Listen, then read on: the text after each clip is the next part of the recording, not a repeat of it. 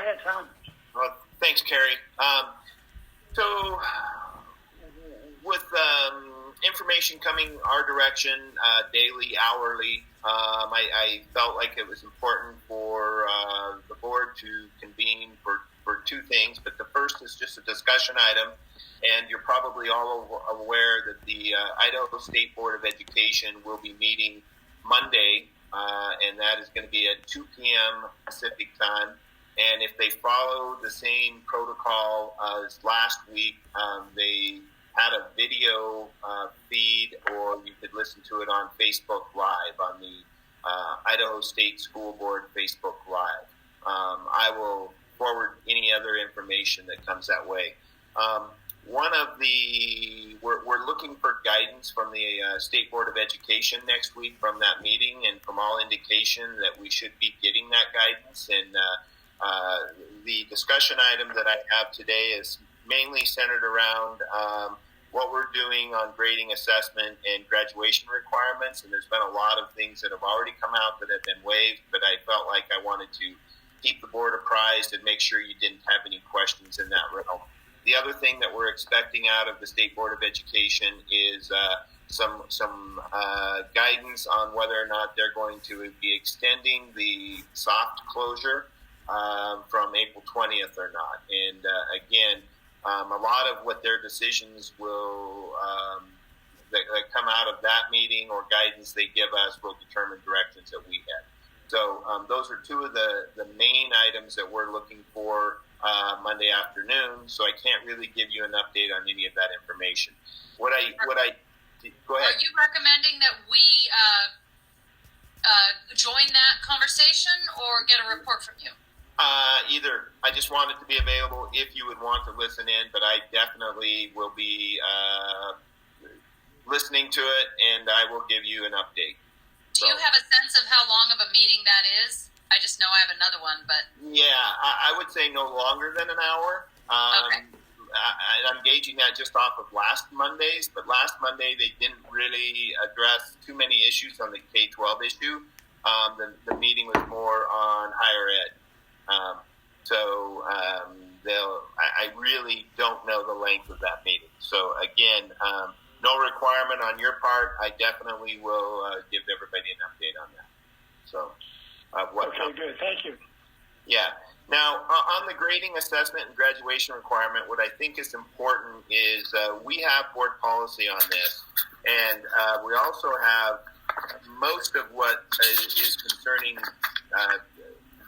guidance for me is actually in procedure and not board policy. And so just for your knowledge, the discussion that's happening around in every school district in every state right now is when we're doing distance learning, what does grading look like? What kind of feedback we give to students? And then what are we going to be doing as far as giving grades? And I just want you to know that part of what is being discussed, there has been nothing set or decided upon, but this is a discussion that's happening every morning with regional superintendents, and is supposed to be a topic that the state board is going to be addressing. But just wanted to give you a little update. In board policy 2700, board shall establish graduation requirements which at a minimum satisfy those established by the State Board of Education. So I think that one statement in our board policy is important for you to understand, that as the State Board of Education weighs in on things, that gives us some latitude. And then any change in requirements will not have a negative effect on students already in grades 9 through 12. So I think that's another key point that we have in our policy. And then in our procedure, which is much more in depth, we do have a statement here that talks about waiver of requirements. And so I'm expecting this to come up. And just to let you know, points of discussion are, do we move to a pass-fail or a pass no credit system with then maybe the option for students to choose the letter grade if they want. We also need to understand that we're going to be looking at being as flexible as possible. So those are a few things that are discussed about. Other things are holding students harmless from when we went into the distant learning delivery of instruction. Whatever their grade was prior going into that, students could improve upon that grade, but could be held harmless there. And again, we have not, I just want you to know, we have not set any procedures or put anything out until we get further information from the State Board of Education. But I do want to just remind the board that in our procedures, so this is not something the board needs to even weigh in on, but if you're asked, or just to keep you in the loop, there is in our procedures it says graduation requirements generally will not be waived under any circumstances. However, in rare and unique hardship circumstances, the principal may recommend and the superintendent may approve minor deviation from graduation requirements. So I just want you to know that I feel real comfortable where we are procedurally to handle anything that's going to come our way, and I would be working with our individual principals in that way, and I don't think we're going to need any further board action on this, and I just felt that was important that I communicated that out. And then just a quick chance to answer any of your questions if you had any. If you had some questions. Thanks, Tom. Any questions from the board? I have one. Are the principals from every school in conversations with you? It's kind of a different scenario for the lower grade levels when you're talking pass-fail than it is for the, secondary. And let me clarify that. When we're talking, that would probably be grades 7, 12. Grades K-6 at this point in time, we have moved to standards-based grading already. So really what we would be doing is having just making sure that we're giving feedback to students in a formative sense, feedback on their learning, but the sense of actually assigning a grade is not of importance at this point in time, K-6. It's mainly having that open communication with families and just giving them, having a two-way dialogue on feedback and continuing the learning best possible. So thanks for that question, because it definitely looks different K-6 versus it will be 7-12. Okay, thanks. Okay, thanks, Tom. Let's go ahead and move to action items. The item we have is the temporary furlough options for non-benefited classified personnel under 20 hours due to state holdback. Right. Okay, Tom, could you brief us on that? Yeah, I'll get started with a little background here and what's led us to having this conversation, and then I will turn it over to Lisa Halls so that she can give a little bit further more details. So we received notification probably 1 week ago at the beginning of this week, or it might have come out last Friday, that Governor Little has issued a 1% holdback on state funding for all K-12 schools for this fiscal year. So we're not talking about any funding. This is not a discussion about next year. We're talking about just this year. And that would start for us where we would have what we would normally receive from the state. We would have 1% of those funds held back from us. And from our indication, and we don't have everything firmed up, but that would be starting around May 15th. And whether that would be spread out over May and July, those are still some indications. And I'll let, I'm sure you're going to have a question of what does that mean as far as dollar amount, and I'll leave that for Lisa. What we're looking at here is every intent for Lake Pend Oreille School District is to, and with guidance from the State Department of Education, is to work with our employees through this transition of distance learning and showing time and effort of keeping as many employees working as possible. We are coming to you today to have this discussion because this is a group of very valued employees that are very essential to us when we are in session, but when we're not into a face-to-face instruction, the services aren't as essential. I would say that they are employees that are working less than 20 hours a week. They do not receive benefits, and we feel that given, and Lisa can explain a little bit more, but given the Federal CARE Act and giving that enhancement of unemployment benefits, we feel that this could be a positive thing for a group of these employees. And also it would help Lake Pend Oreille School District with the 1% holdback. So with that, I think I will turn this over to Lisa to explain a little bit more about the dollar. Okay, thanks, Tom. Okay, Lisa, good morning. Hi, this is Lisa Hall, the Chief Financial Officer for the district, and Tom is correct. Last Friday, Governor Livell issued a 1% holdback for K-12, and that, in terms of statewide dollars, is $19 million.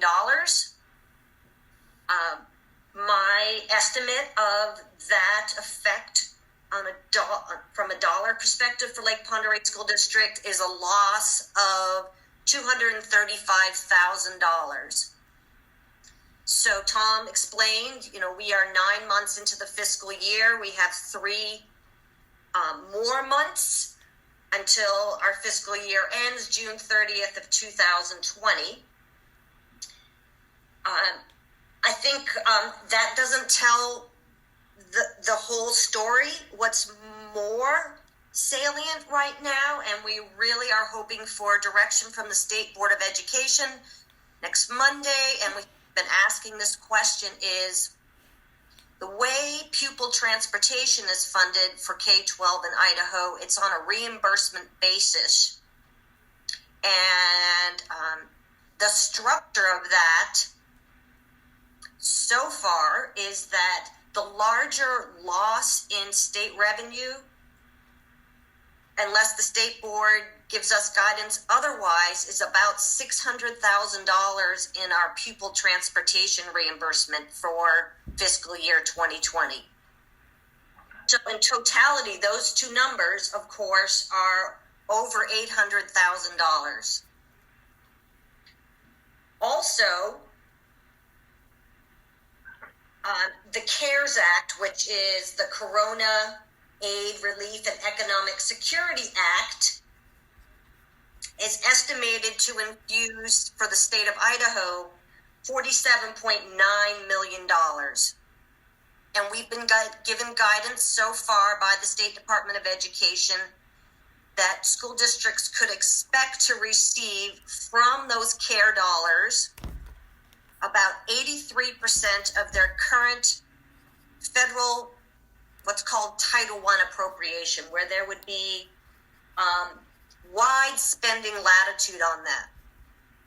So that would be, so far, the estimate of about $600,000 infused to offset this holdback, and as we move into fiscal year 2021. Tom also mentioned that part of this federal stimulus act, this CARES Act, is significantly enhanced unemployment benefits. And that portion of it is called the Federal Pandemic Unemployment Compensation, abbreviated FPUC, where it enhances a claimant's weekly unemployment payment.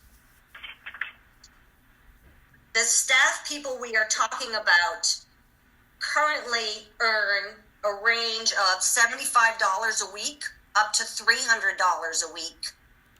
And this enhanced federal unemployment money would, and it would be effective through the end of their calendars, which generally are concurrent with the last day of our school year, and was effective April 1st, 2020, would either, they would be able to draw a normal unemployment benefit and this enhanced benefit, which in the case of these staff people is anywhere from 2 times what they weekly earn up to 8 times currently.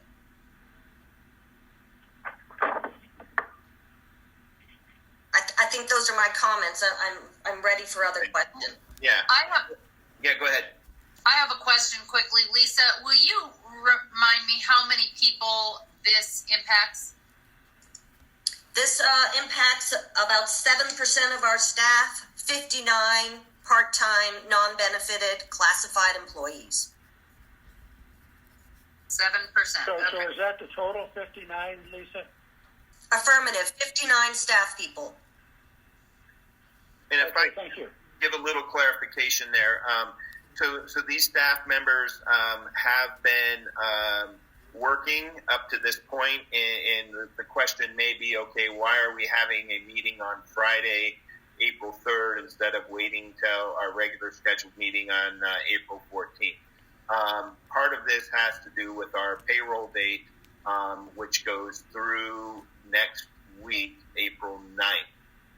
So these individuals would receive their regular pay on, we pay on the 25th of every month. The work that they have done from March 11th through April 9th would be something that they would receive their regular paycheck coming out on April 25th. Then moving forward from April 10th forward, and again, when we're calling this a temporary furlough, and as I said, their services are essential if we were to go back into school. So at this point in time, temporary furlough would mean they would be at will. We would call them back to work to service the students. If the State Board of Education were to say, hey, on May, I'm just throwing this date out there, on May 4th, we're going to resume school, or May 11th, we're going to resume school. So again, this is temporary, but the timing of this, we felt like we needed to meet today in, number one, communicating to these employees, and then knowing that the end of the payroll date is April 9th, which is next week. Maybe that would answer some of those questions you might have. Okay. Thanks, Tom. I have a question. Yeah. And this is probably for Lisa. Do you have a dollar figure of this furlough?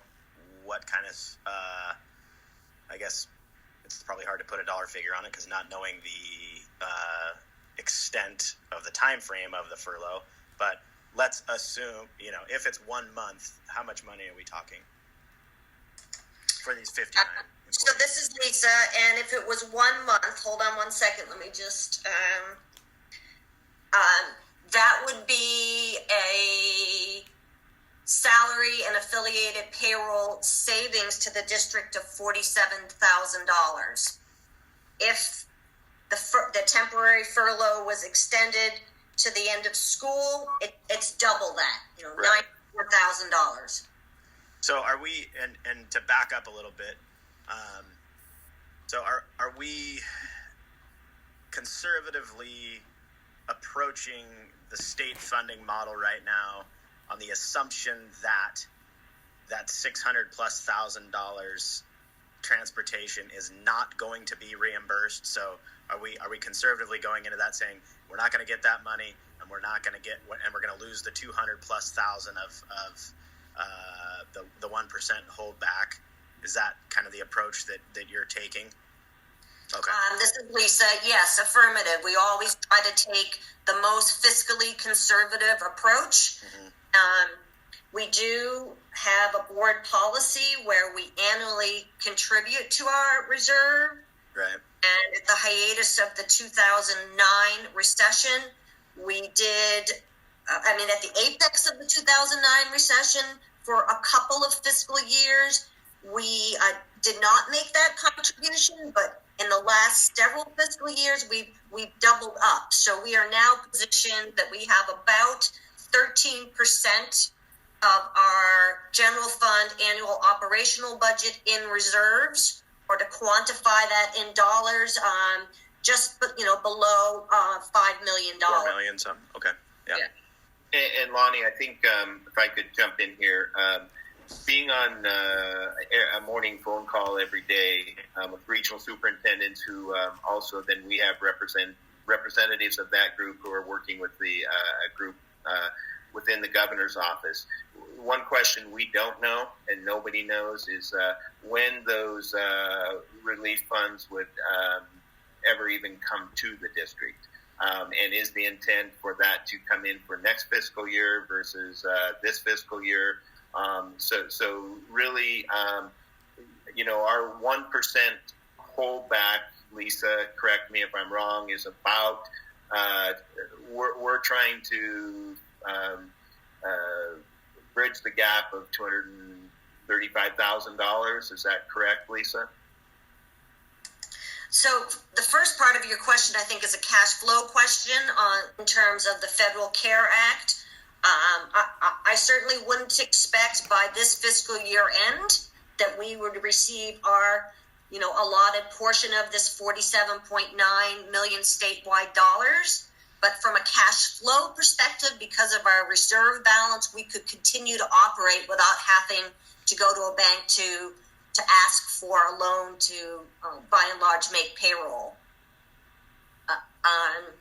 And the same would apply to this 1% holdback. There are two more statutory state funding formula payments, May 15th, and then always a small kind of cleanup payment, July 15th. And for our school district, we are positioned that if the State Department holds back the full 1% May 15th, again, from a cash flow perspective, we are going to be able to continue to operate because of our reserve balances. If they choose to spread it between the May 15th and July 15th payment, we earn a little more interest. Oh, okay, thank you. We're here. Do you need a motion from the board to approve the temporary furlough options as outlined? Yes. We would need that, yes. So I have a motion when you are ready, Chairman Kelly. Okay, I'm ready, and then once we get the motion on the table, we can discuss it as appropriate. Okay. So I move to temporarily furlough all non-benefited classified under 20-hour personnel effective April 9th, 2020 due to the state holdback. I'm sorry, that would have to be April 10th. April 10th. I forgot. Okay. A second. Do I have a second on that? Yeah. I second. Okay, it's been moved and second that we approve the temporary furlough option. I don't mean Outlined to in the motion. I don't mean to interrupt. Can you please announce who seconded that motion? That was Pearlie. Hi, Pearlie. Thank you. Hi. You're welcome. Okay, it's been moved and seconded that we approve the temporary furlough options outlined in the motion. Further discussion. Anybody have anything to discuss? If I have one yes, question. Go ahead, Geraldine. Go ahead.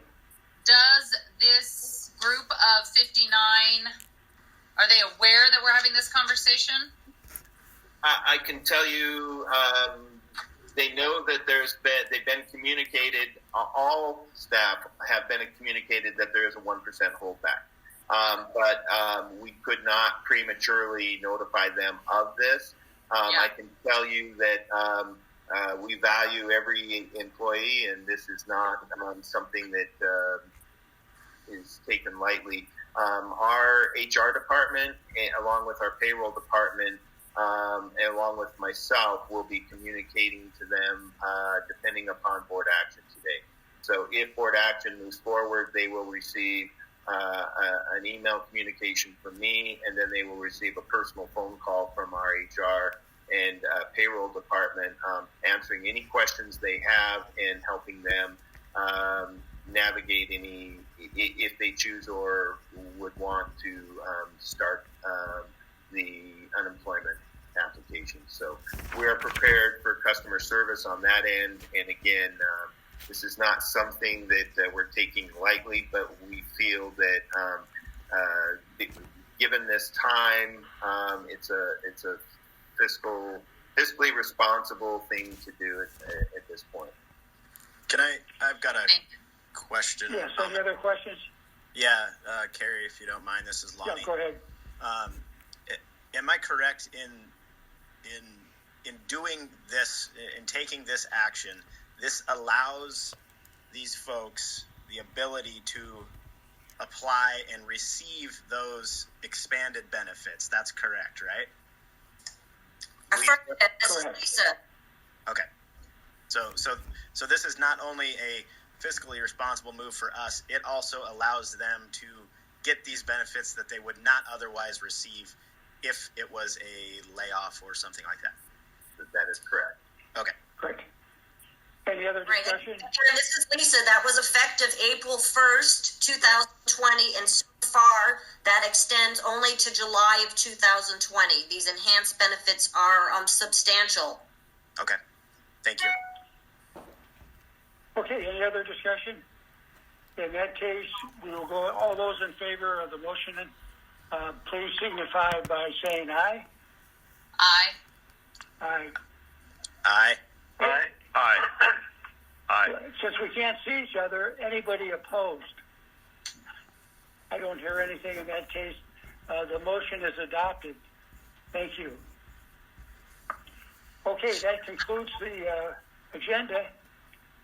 Thank you very much for being here, and we'll work out the glitches as with the video goes. Sorry to have you all wait so long to get a hold of myself and Gary, but we'll do better next time. Anyway, all have a good day. Thank you very much, and we will adjourn the meeting. Bye-bye. Thank you. Goodbye. Bye. Bye.